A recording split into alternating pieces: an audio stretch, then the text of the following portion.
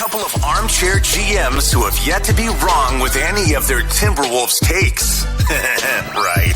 It's Flagrant Howls with Phil Mackey and Kyle Theige. Turned to the Target Center earlier this week. Was very excited. I wouldn't say a jam-packed Target Center, but dude, that crowd was ready to pop. That crowd was, I don't know, it was a little bit of an earlier start time, 6:30 against the Sixers. It's like every little thing early that went well for the Wolves. It was like an overreaction by the crowd. They were ready to go, and the Wolves just buzz-killed it. Maybe the most like ridiculously dragging and dreadful game of the season. So after the couple of the best wins of the season, they come home and they lay a turd against the Sixers, Kyle. Yeah, I felt so bad because I woke up that next morning and like we were joking about before, you were all over my timeline. You were in all in these the same seats. outfit, like, by the way. I'm literally wearing same outfit. I haven't changed in 3 days. It's actually haven't showered. That's when you really know you're into the content game. No, you were all kissing babies, taking photos. A good first quarter for the most part. I think the highlight of the game itself was, I don't know if you caught this because you were there, but Finch was like mic'd up, and right at the end of the first half, he just went in on the officials, and it was great. Like you never was he saying hear that like stuff. I need to know what to tell my guys at halftime or something? Like what? Yep. And then he must have said like everything is or every time, and then the ref must have been like, oh, every time. I get into those arguments with my wife all the time when I say something dramatic, and she's like, oh, every time. It's like, okay, no, not every time, but.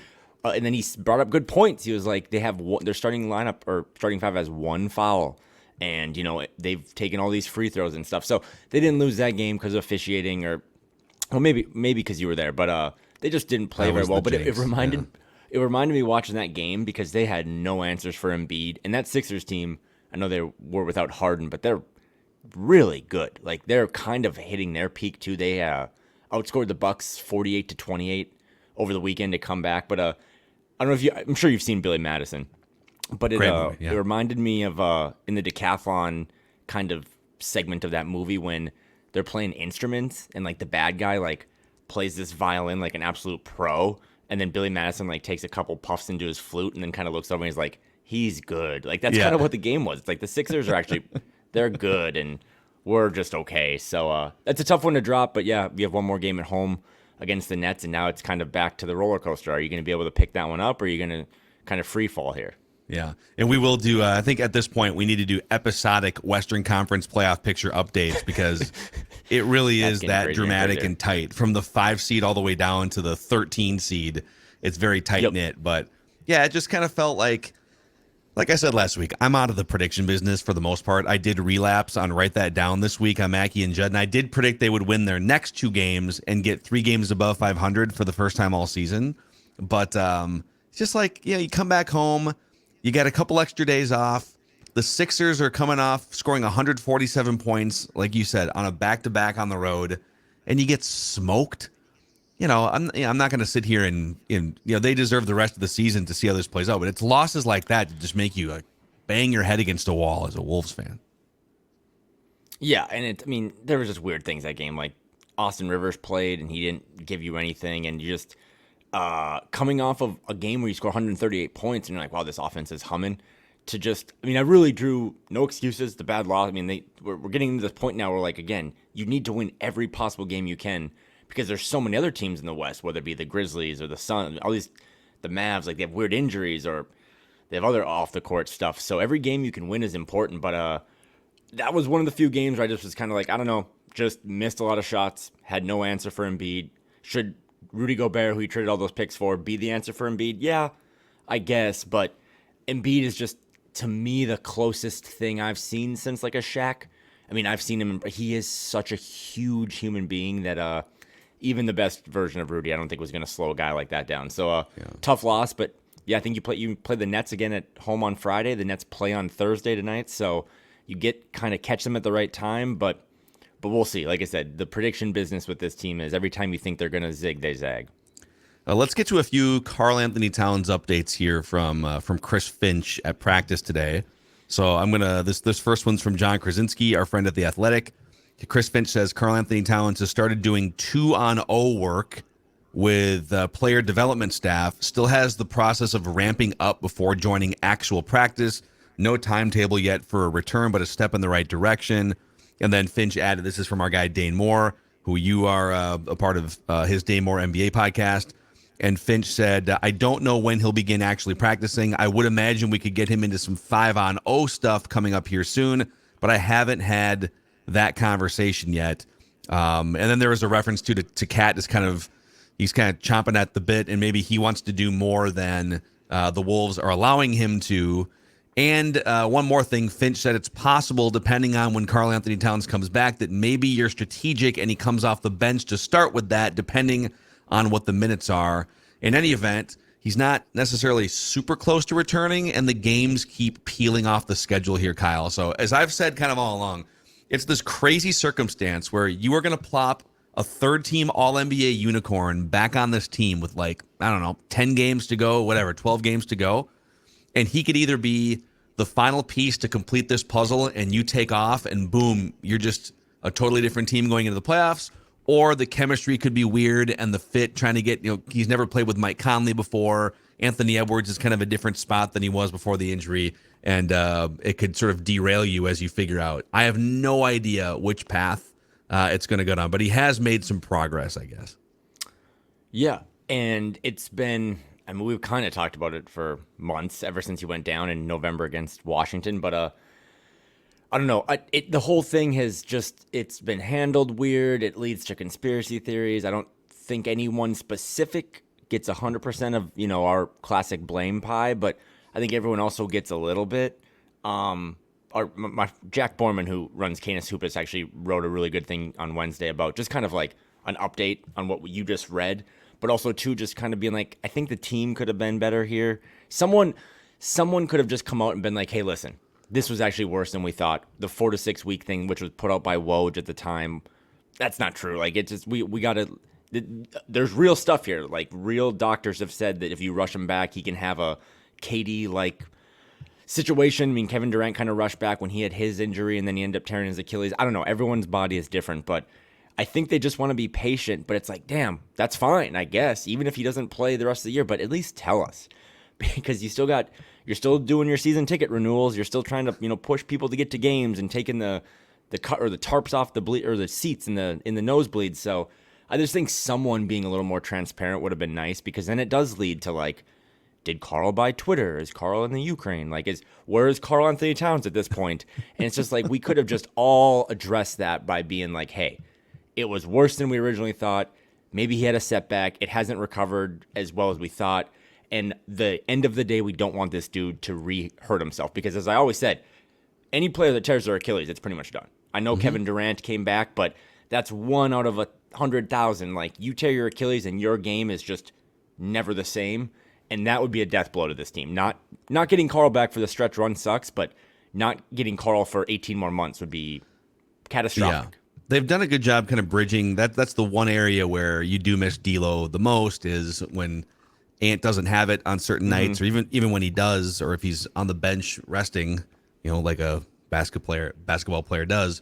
You don't really have offense in a can that you can just open. It has to be schemed offense. Yeah. And with Cat, you've got just a little bit more offense in a can. Okay, shot clock's winding down. How about the 7-footer just shoots a ball over a shorter guy's head for 3, or just like dribble drives to the hoop, gets to the free throw line. That can't come soon enough for this Wolves team. I have another question too on the Gobert front, since we're kind of rifling through some of these topics, and then we do have a really fun. So someone answered our sort of tongue-in-cheek challenge of what are the best Timberwolves trades in history? Are there good Timberwolves trades that we can find?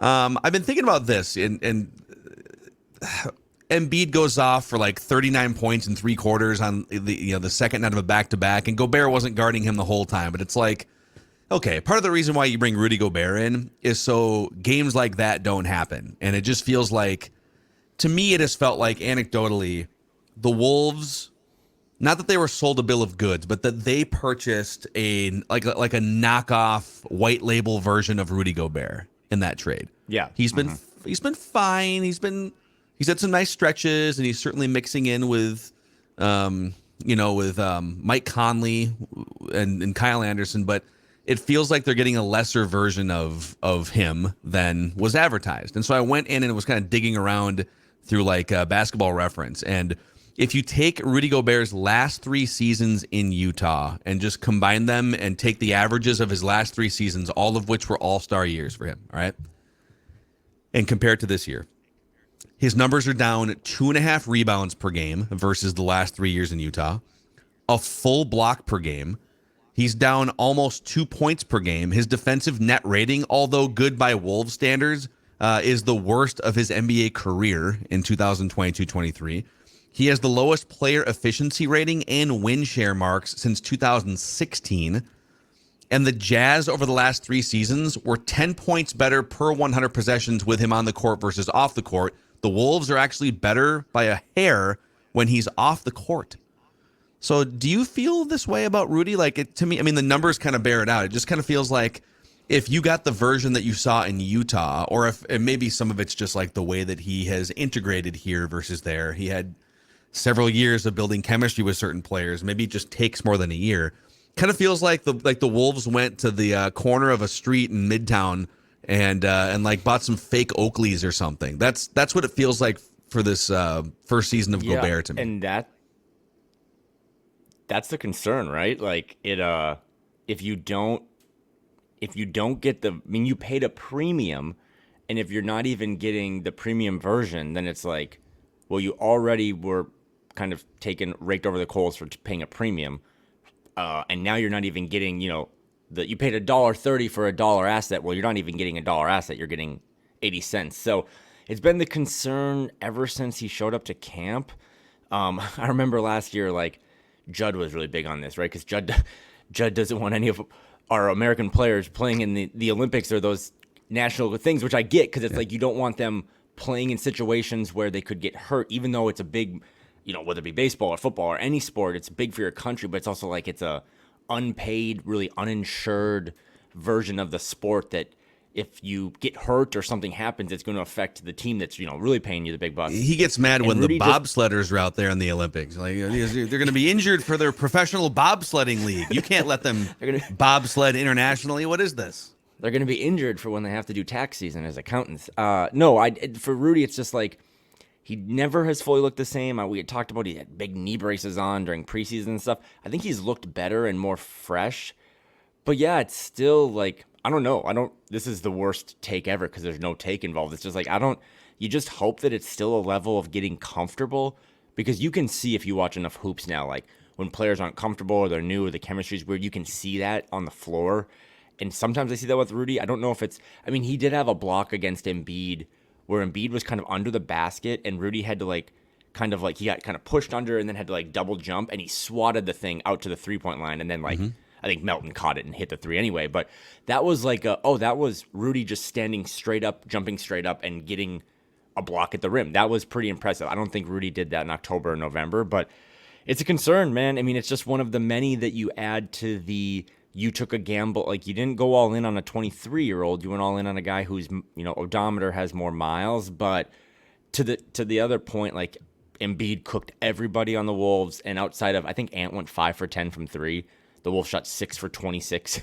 The rest of the team, not a good game for Rudy. Had 6 and 9. No one did. But I thought Rudy's been really good these last couple of weeks. But it's something to monitor. I mean, it's something to talk about in October, right? Like, when he does get this summer off, he doesn't have any Eurobasket things. Like, maybe this training camp will be the first time where he's really able to rest his body. But you need to get the best version of Rudy to make that deal even close to something that was fair for both sides. And what's tough is, they purchased this basketball asset at age 30, and you kind of knew that you're basically just in a race against depreciation here. You're hoping that he's going to erode, and you're hoping that you sort of beat the clock. And anytime a 30-year-old NBA player I think for a big guy, he tends to profile a little bit more like the Tyson Chandlers and maybe the Dikembe Mutombos in terms of skill set, and that he's not relying on like an offensive blow by you game. Yep. If he can block shots and grab some rebounds, and even if he has to scale back to like 24, 25 minutes, I could see him being effective, the profile of his style of play into his 30s. But with his Supermax contract and with what you gave up, you're not looking for like the 36-year-old Dikembe Mutombo. You're looking for like the in his prime player here. And it kind of feels like he's in the first year with the Wolves. He's already emerging into like the diet version of Gobert here. And I don't know. I hear what you're saying in terms of, if he has an off season where he's not playing internationally and he can just kick his feet up, in theory, he should come back fresher and healthier. But that doesn't help them in the first year of a deal in which like you didn't trade for him so that, in a couple of years when he's done playing international basketball, you can get the full version of him. I don't know that the full version of him exists beyond the age of 31. I think you're only going to get lesser versions, and the question is, can it still be enough for you to win as big as you want to? Or do you have to just look at this and say, this is the other big question. I don't think he's been like awful for the Timberwolves, but is he something that you want to have around for the next 2 or 3 years based on what you've seen this season? And would they be willing to swallow their pride and trade him for like 25 or 50 cents on the dollar compared to what they gave up? It's going to be so fascinating to see here in a couple months how they handle this. Oh, and that's going back to our previous topic. That's why, to me, if every doctor, whether it be the Wolves doctors or, at this point, Karl has his own everyone has their own doctors. If everyone is lockstep that Karl can come back and not risk any further injury, then Karl should come back with 1 game left even. Like, you just need to see, as much as we think this is Ant's team moving forward, and yes, that's the case, it's still like the bet was made on Karl and Rudy. Those are the guys that need to show you they can fit, because you're never going to trade Ant, but you might trade one of those 2 guys. So that's why you just need to get as much sample size and data as possible. But yeah, the off season to rest and not play Euro basketball is just all a pipe dream, right? It's just hope. Mm-hmm. But you also wonder too, like, okay, if Rudy Gobert in his peak was an A+, and now the Wolves are getting a B+ version, can he stay at like a B+ level for the rest of that contract? Or is it like, nope, next year it's a B, and then the next year after that it's like a C+? You know what I mean? Like, is he plateauing at just a new level, or is he continuously declining? So, 10th rated defense in the league, haven't done that since Kevin Garnett was around. So I think his impact is still there. I think his blocks have gone up a little bit, which gives me hope that maybe something fresh is happening. He did get the All-Star break to kind of ice his knees, but that's just one of the many things that you would hope, right, Phil, that they discussed last July when they made the trade. Is like, listen, we're trading for this 29-year-old all-time defensive player, but he does turn 30, and he's going to continue to age. So I'm with you on the Dikembe stuff. I think he could still be good at 34 because he doesn't. He has a lot of miles on his legs, but he's not like an offensive. They're not dependent on him, right? It's a lot of defense, a lot of around the rim stuff. So we'll see. But he didn't look good against Embiid, but I to his credit, I thought he looked pretty good the week and a half prior.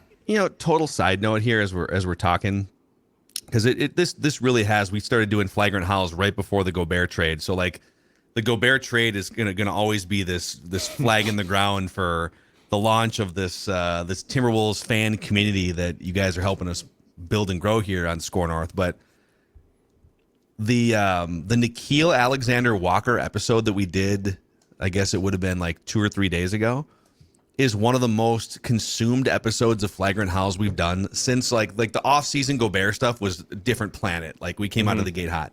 But it's one of the most, in terms of like, since the season has started.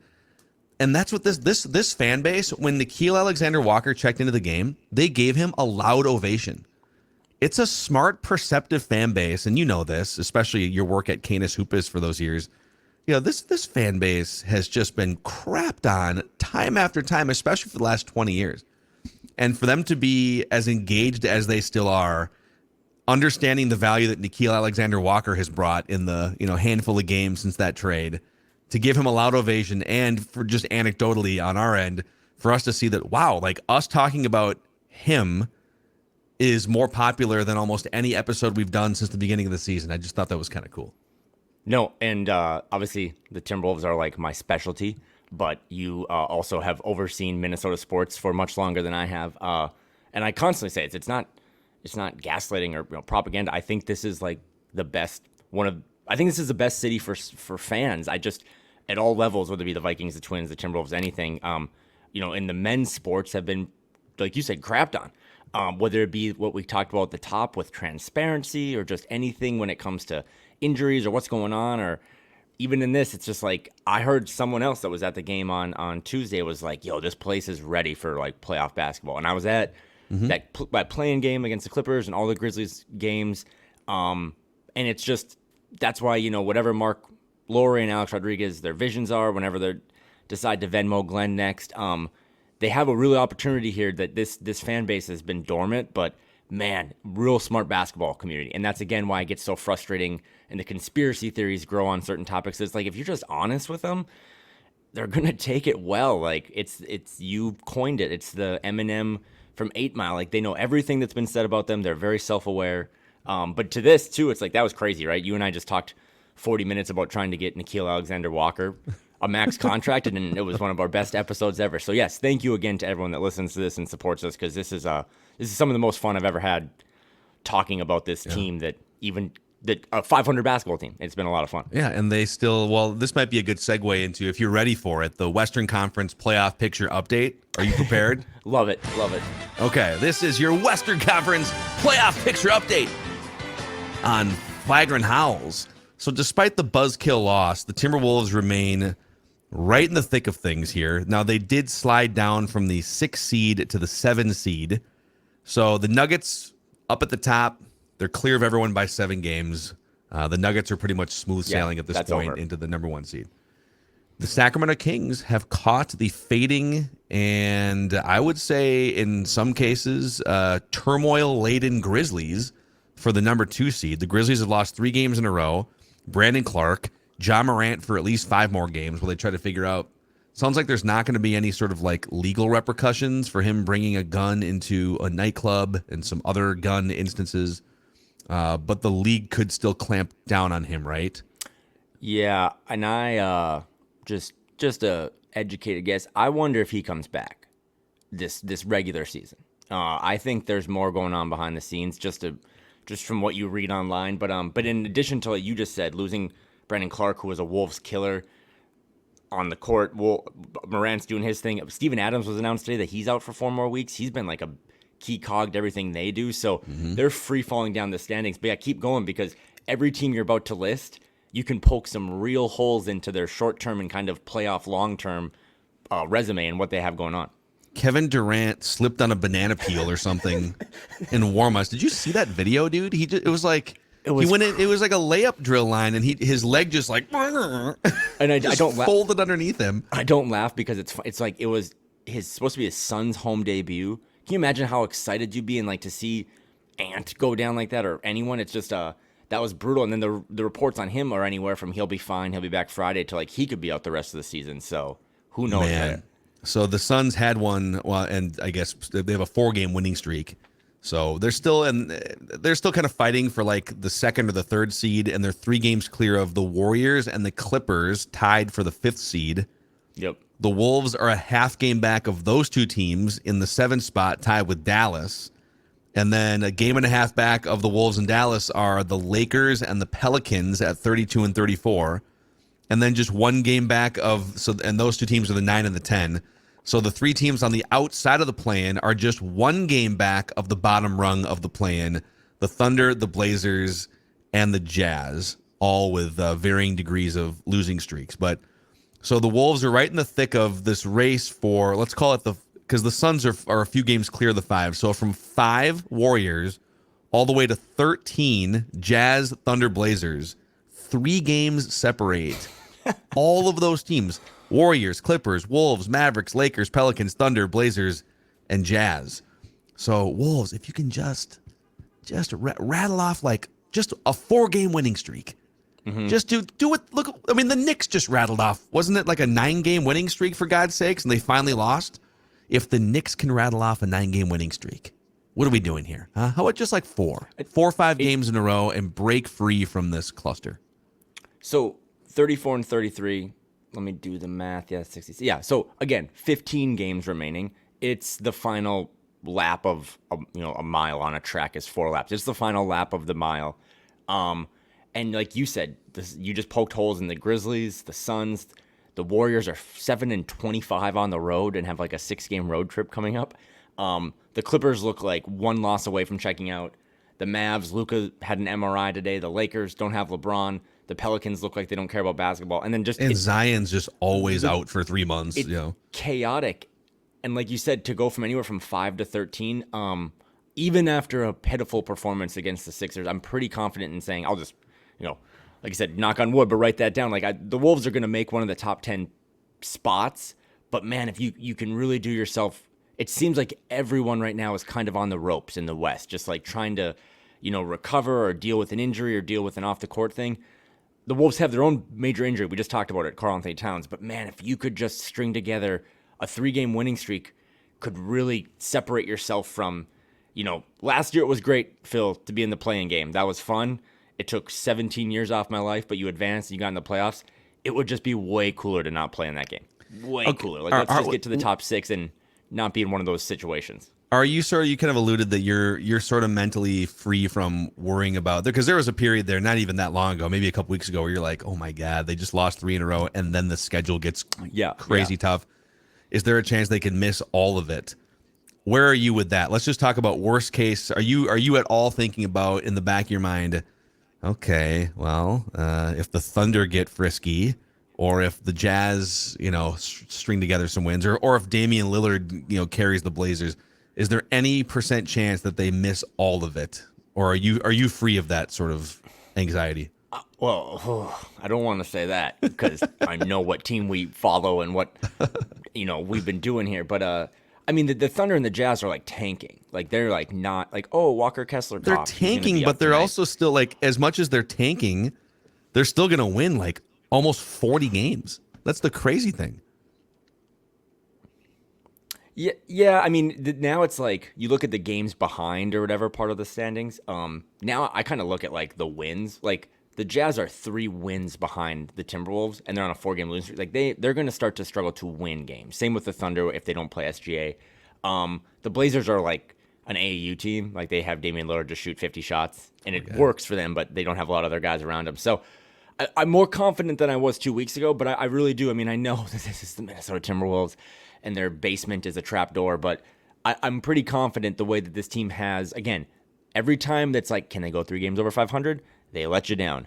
But all the quotes that came out of that locker room against Philly were kind of eerily reminiscent of the quotes that came out against the Warriors when it's yeah, we just missed shots. We're okay. And the fans, myself included, what are you talking about? You're not just okay. And then they would go on to string together 3 of their better games. So it all, this Nets thing, they still have 7 more games straight against the Eastern Conference. So they're not going to be involved in, these other Western teams too. They all play each other. They're going to cannibalize each other at some level. But yeah, the Wolves, they're going to have to do their kind of climb by playing the Eastern Conference. And the Eastern Conference this year, I think, has an over 500 record against the West. So it's not easy, but they just need to, again, avoid 3-game losing streaks is more than thing. Just even if you go 500 the rest of the season, a 500 team is going to get you well into the playoffs, maybe the play-in. So it's never not exciting, but every game you lose now is a little more painful, even if it's against good teams. Yeah, that's the thing. Not that we should be looking at other teams to validate sort of the Wolves' failure so far this year, but if you look around, the Western Conference is just full of teams wondering, and fan bases wondering, what is wrong with Dallas Mavericks fans? What is wrong with this? Why can't we figure this out? We got Luka. We can't find a second superstar that has chemistry with him. If you're the Pelicans and the fans, you're well, what do we do with Zion? He never plays. He's literally just out for 3 months at a time, all the time. He's not reliable. Lakers are just trying to cling to the last year or two of LeBron. I think the Warriors, ultimately, those fans are fat and happy and know that when it comes time, they'll flip a switch of some kind. But it's misery loves company in the Western Conference. The only fan bases, I think, in the West that are truly ecstatic about the way their regular seasons are going are Denver and probably the Sacramento Kings, who are doing this for the first time in 20 years. And the Suns after the Durant trade, but now they're walking on eggshells again because really the Suns, the only outcome that can make those fans happy at this point is a championship, considering didn't they have a 2-0 lead in the finals a couple of years ago over the Bucks? So there's only one level left for them. So, the Wolves are one of 6 or 7 teams that are looking around God, what's going on here? This is so ridiculous. Yeah, and Sean Highkin, who covers the Blazers, had a fun tweet the other day where he said that the Blazers were 10-0 a couple days ago, 10-0 against the tanking teams, the bad ones, Detroit, Houston, Charlotte, and San Antonio. But they were still at that time 3 games back of the Wolves, so they were perfect on the season against the really bad teams, and we're still not as good as Minnesota. And then the Wolves, as I said at that time, were 4-7 against those teams. If they were 11-0, not doing the what if game, just comparing. If they were 11-0, they would have been 41-25 and 2 games clear of the second seed. So it just shows you, like, just comping other teams. The Blazers also have a paper mache floor that's like they're only even in this because they take care of business, right? The Wolves are really in this because they play up to the level of their competition when need be, like the Kings on the road, like the Lakers, and then also just welcome in the Pistons and say, run all over us. So crazy year, probably one of the biggest parity years ever. I mean, by March, man, when the brackets come out for college, who like the 2 or 3 teams that are going to win the finals are. And I don't know. That Nuggets team has holes. The Suns, it all is tied to KD's ankles. The Celtics have floundered. The Sixers, the Bucks have some question marks on their bench. So really fun year if you're into the NBA, because I don't remember the last time on March 9th that there were still this many teams kind of in it. And like you just said, there's 25 teams that are still in it in 2 conferences, which is pretty cool. Yeah. The Wolves are 16-17. So 16-17 against above 500 teams. They're 18-16 against below 500 teams. So they have basically an identical record versus the best teams in the league compared to the worst. The Clippers are just a half game above the Wolves. The Clippers are 12-25 against winning teams, 23-8 against losing teams. Let's see what other teams here. It looks like the Grizzlies are 15-17 against above 500. The Kings are 13-19 against above 500 teams. So if you just take the Wolves versus the best teams, they have one of the 2 or 3 best records in the Western Conference. The only team above 500 against winning teams in the West is the Nuggets. So the Wolves do have the second best record against winning teams in the Western Conference. And the good news is when you get to the playoffs, you don't have to worry about playing the Pistons anymore. You don't have to fear a letdown against the Hornets or the Rockets. You only play the winning teams, and so maybe that's good news for their chances to be engaged and paying attention. Yeah, I was thinking if the Wolves made the playoffs, that like their opponent would just pay for like the entire Pistons team or Rockets team to just like sit courtside, and just like be in the building. It's like, oh, the Pistons are at Target Center again. You watch the Wolves blow this game or lose this game. So yeah, 15 games left. I mean, it's what, I think less than a month. And you trying to figure out if Karl's coming back, or you're trying to figure out, can we get as high as 5 or can we drop completely out of this picture? So if nothing else, every game is worth tuning in for. And it's going to be, again, I always say this, but every March I'm just like kind of checked out on the Timberwolves. So the fact that people still wanted to listen to us talk about Nickeil Alexander-Walker, who's like the 8th best player on this team, shows you how juiced this fan base is for trying to, not only copy, but maybe even exceed what last year's feeling was, because Target Center was insane for that playing game and for those playoffs. So that's the hope. Fingers crossed. So a few days ago, we sort of jokingly mentioned, is that one of the best trades in Wolves history? The D'Lo trade for Nickeil Alexander-Walker, Mike Conley, and some draft picks. And we were like, what's that list even look like? Are there even like 5 good trades in Timberwolves history? Mr. Nelson on YouTube, and I'm just going to trust his research on this. He has brought, in no particular order, the 8 best trades in Timberwolves history. Let's start at the bottom of this list and work our way up. All right? Okay. I love this one. Juancho Hernan-Gomez and Jarrett Culver for Patrick Beverley.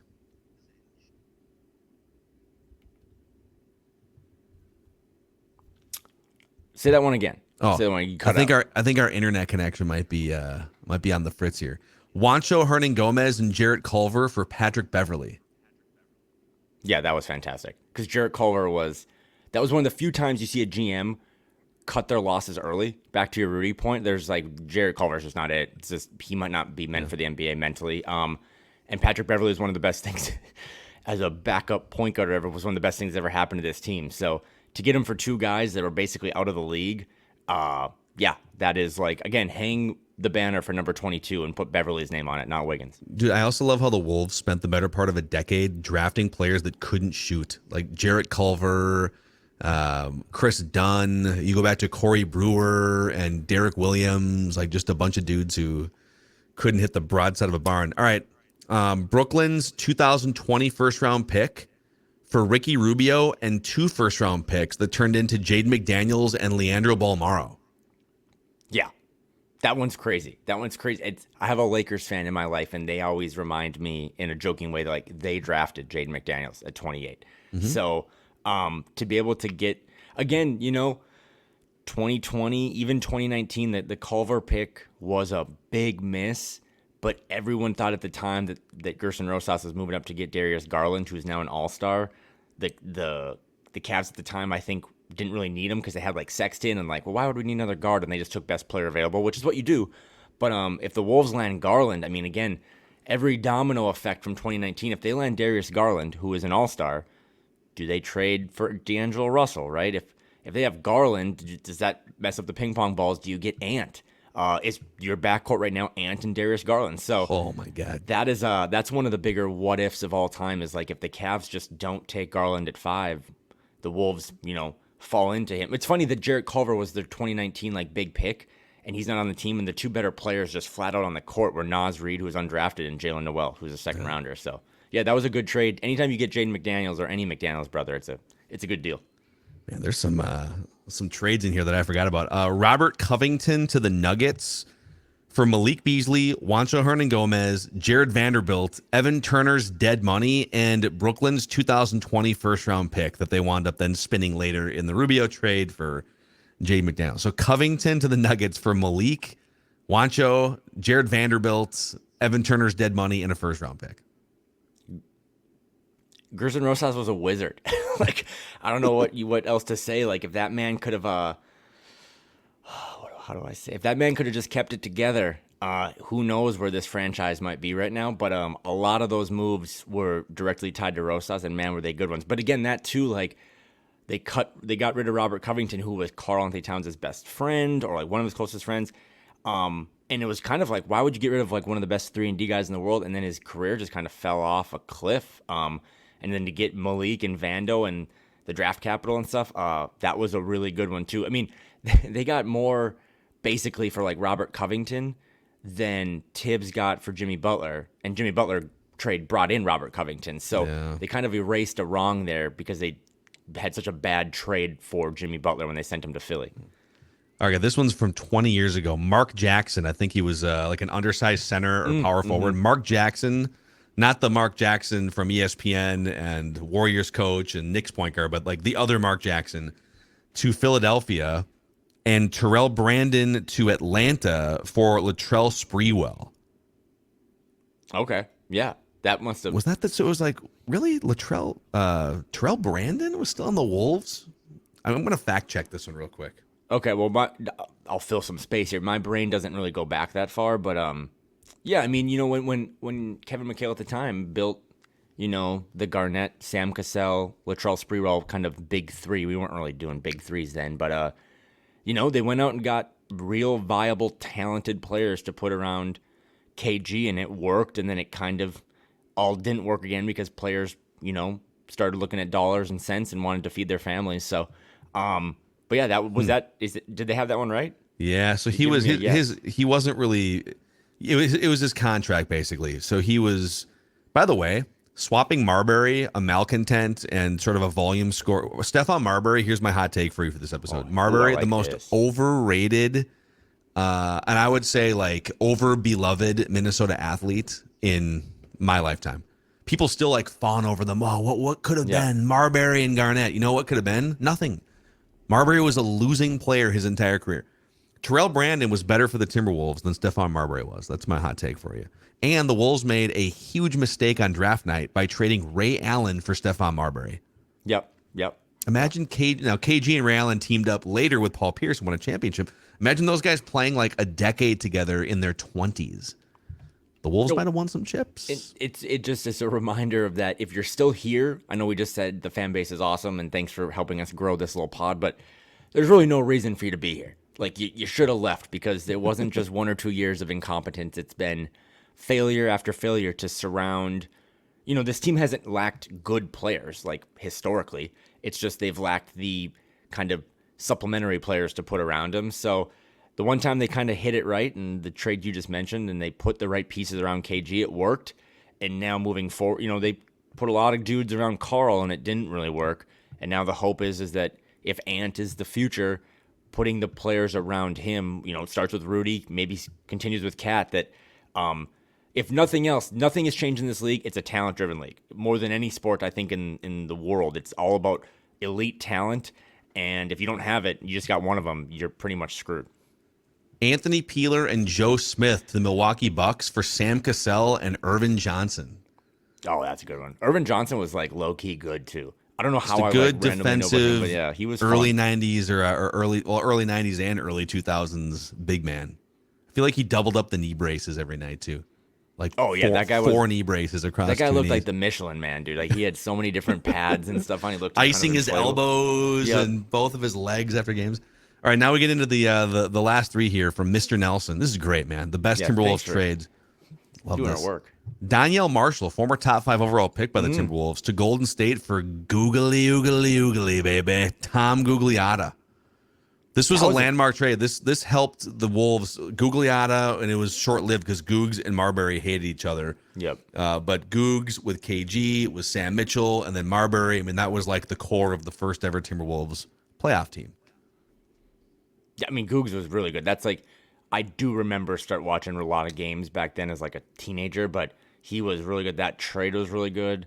And again, it's crazy that you couldn't have, even back then, man, it was still personal behind the scenes dynamics that could, just uproot what was a pretty good core. We saw that in Brooklyn recently, just not being able to get all the players on the same page when it comes to team first, kind of nuked what was a promising little core of players. Yeah. Okay, 2 left here. And this one, on paper at the time, was a great trade. It didn't pan out the way that you had hoped. Kevin Love for Andrew Wiggins and another former number 1 overall pick, Anthony Bennett from Cleveland. And then Thaddeus Young also came over from the Sixers in that trade. So it effectively wound up being Kevin Love for Wiggins, Anthony Bennett, and Thaddeus Young. People will probably poke fun of this, but at least as my fandom at that time, I was so excited about that because you kind of knew that this team had, I don't know, plateaued or whatever, or again, failed to put really good pieces around Kevin Love, who, again, Kevin Love and his prime, I guess he had different primes. He had kind of the pudgier version of himself in Minnesota that had the 30-30 game. Then he slimmed down and went on to win a title with the Cavs, and I think now he's actually getting his jersey retired in Cleveland. But how about that, man? I mean, for a team that, again, you got to think back, they had never actually really moved up in a lottery or had a chance to draft top players. They had some of the worst NBA lottery luck in the world, and for them to get kind of the top guy drafted, I mean, that draft had Embiid as well, and Jabari Parker was supposed to be really good, but this elite wing athletic guy that can shoot and dribble and defend, they don't really make the prospects like Andrew Wiggins was. Now, did it pan out here? No. Did it even pan out fully in the league? I mean, I know he won with the Warriors, but I was about some of the most excited I've ever been. Holy cow, they're bringing in a guy who's a 19-year-old possible franchise stud. And then to get some of the other players too, we'll take a ticket on Anthony Bennett. That didn't work, but and that was a weird trade too because they had to wait until September to do it or something. But that was pretty exciting to get him. It just didn't really work out. Yeah, I think at the time it was wow, this is the love relationship was just. It was not amicable anymore. It had been broken for a couple of years, and so to get Wiggins and anything else, but then Wiggins didn't pan out until he got to Golden State, and then the number 1 trade again. This is in no real order, but he does have this one listed number 1. Kevin Love, along with this is the draft rights to Kevin Love, along with Mike Miller, Brian Cardinal, and Jason Collins to the Wolves. For O.J. Mayo, Antoine Walker, Marco Jaric, and Greg Buckner going back to the Grizzlies. So it basically wound up being O.J. Mayo out, Kevin Love in, and then a bunch of peripheral pieces that could have just been interchanged. And that was on paper and in reality a great trade. O.J. Mayo was a bust, man. He had a couple okay seasons, but ultimately Kevin Love was a far greater NBA player than O.J. Mayo. So good trade. That trade reminds me too of it was the eve kind of before social media really popped off because the draft happens or whatever, and then you just kind of once the coverage on ESPN goes away, you're kind of I think I found out that Kevin Love was swapped for OJ Mayo. You know, essentially not straight up, but really the talent wise, like the next morning in the newspaper. It's like, oh my god, like that's incredible. I was at Target Center for that draft party, and if I remember correct, so I was working I was working for K-Fan, and I think we were doing like a live.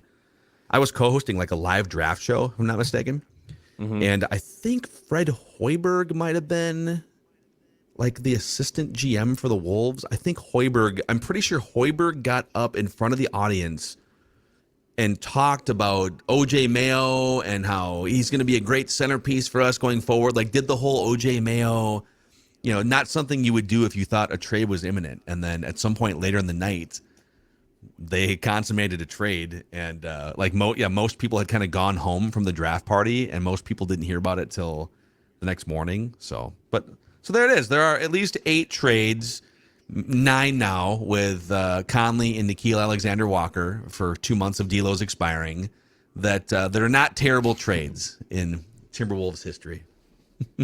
Yeah, the one, I don't think this was mentioned, but the one I always think of when it's like the Wolves essentially have basically lost like almost every trade they've made. But when they traded, because you said Mike Miller, so it made me think of this. When they traded Mike Miller and Randy Foye and a couple of random parts to Washington, because Washington was like, we're going to win now. We're going to get these 2 starting caliber guys. And they got like the 6th pick in the draft.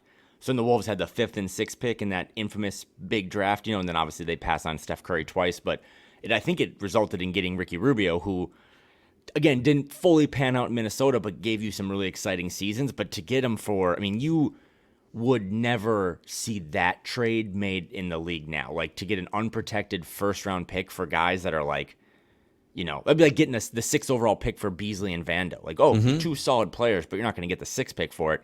That's like what they did back then, and that was crazy, and it just, again, didn't pan out, which is the title of this Timberwolves book. But yeah, a lot of fun trades to look back at, and too, they've always been kind of in the mix in some of these big ones. I mean, the Wiggins trade was a blockbuster. That helped build the Cavs and bring LeBron back to Cleveland. So it'll be fun when, I don't know, I guess our kids are hosting Flagrant Howls 30 years from now to talk about what the Rudy Gobert trade ended up doing. But for now, that's probably not high on the list. It's probably in the middle somewhere. No, it is not. But the season's not over yet. So we will see. We'll see if there's another chapter to be written here. That's a wrap on this episode of Flagrant Howls, your favorite Timberwolves lifestyle podcast. I'm Phil. He's Kyle. Please give us a 5-star rating and a positive review on Apple Podcasts, and click the subscribe and the like buttons on the Score North YouTube channel to help spread the word about the show. We'll see you guys next week.